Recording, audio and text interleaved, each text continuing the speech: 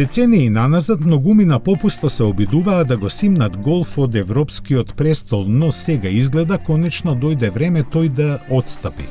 Така наговестуваат ланските бројки за продажбата на електрични возила, меѓу кои Volkswagen ID3 со пласираните 56.000 примероци се најде на третото место. Прв и понатаму е Renault Zoe со скоро 100.000, а следи Tesla Model 3 со 86.000 продадени возила. Но бидејќи ID3 започна да се продава во септември, уште сега е јасно дека во него се гледа идниот европски бестселер, не само меѓу електричните возила.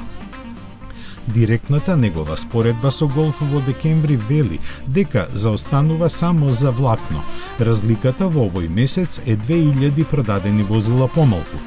Со оглед на тоа дека неговата продажба уште не е целосно започната и дека сигурно ќе му одзеде одреден број купувачи на Голф, јасно е каква битка ќе се води годинава.